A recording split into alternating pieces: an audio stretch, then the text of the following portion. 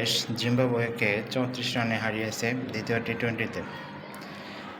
এই বাংলাদেশের মাটিতে এত সুন্দর ভালো খেলা জিম্বাবুয়েতে যে মনে হয় বাংলাদেশ খেয়ে হারিয়ে ফেলেছিল।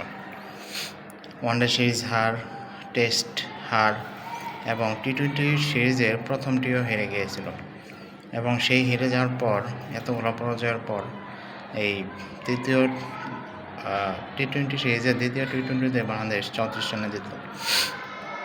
তাও একটু ভালো করে জিতেছে।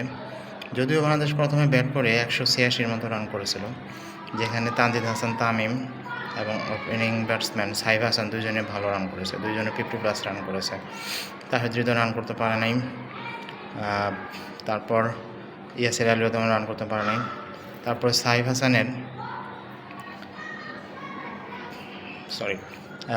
হাসানের দুর্দান্ত ব্যাটিংয়ের কল্যাণে কিন্তু বাংলাদেশ আজ ধরে এসেছে এবং লাস্টে মাত্র মোহাম্মদ সাইফুদ্দিনের 10 বলে 31 রানে ক্যামিওর ইনিংসের সুবাদে বাংলাদেশ 20 ওভারে 5 উইকেট হারিয়ে 186 রান করে এবং এই রান একটা চ্যালেঞ্জিং স্কোর হিসেবে দাঁড় করে জিম্বাবুয়ের সামনে। যদিও জিম্বাবুয়ে পরে ব্যাট করতে নেমে কিন্তু তারা অল আউট হয়ে গেছে 152 রানে। তবুও বাংলাদেশ অনেকদিন পরে জিম্বাবুয়েতে এই জয় বাংলাদেশের মনে একটু আত্মবিশ্বাস হলো নিয়ে আসবে এবং একটু ভালো করবে এই আশা করি। এখন যাই হোক, জিম্বাবুয়ে যেহেতু হেরে গেছে এবং একে সমতায় পেরেছে এবং তৃতীয় টি-20 আগামী রবিবার হয়তো ভালো একটা খেলা হবে, কারণ যারা জিতবে তারাই সিরিজটি জিতবে। আশা করি বাংলাদেশ তৃতীয় টি-20 জিতে বাংলাদেশ এই টি-20 সিরিজটা জিতে দেশে ফিরে আসবে।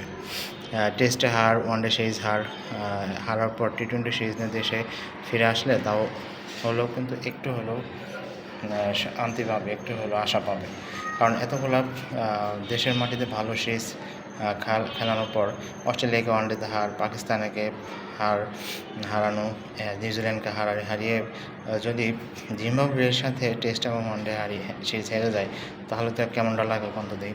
যাই হোক, বাংলাদেশ আজকে খেলায় ফিরে এসেছে। এই খেলাটা বাংলাদেশ প্লেয়ারদের জন্য দরকার। আশা করি বাংলাদেশ তৃতীয় টি-20 ম্যাচও জিতে 2-1 ব্যবধানে সিরিজ জিতে যাবে, এই প্রত্যাশা রইল। যদিও নিয়মিত অধিনায়ক লিটন কুমার দাস কিন্তু এই সিরিজে নাই, তবুও তার অনুপস্থিতিতে তাহিদ হৃদয় কিন্তু গত 2 ম্যাচ ধরে ভালো করতে পারতেছে, যেন ওয়ানডে সিরিজের তৃতীয় ম্যাচ এবং টি-20 সিরিজের প্রথম ম্যাচটি কিন্তু তেমন ভালো করতে পারেনি। আশা করি তিনিও তৃতীয় টি-20তে ভালো রানে ফিরে আসবেন এবং বাংলাদেশকে জয় উপহার দিয়ে সাহায্য করবেন। আপনার কী মনে হয়, বাংলাদেশ কি জিম্বাবুয়েকে তৃতীয় টি-20তে হারাতে পারে? সেটা আপনারা কমেন্ট বক্সে লিখে জানিয়ে দিতে পারেন।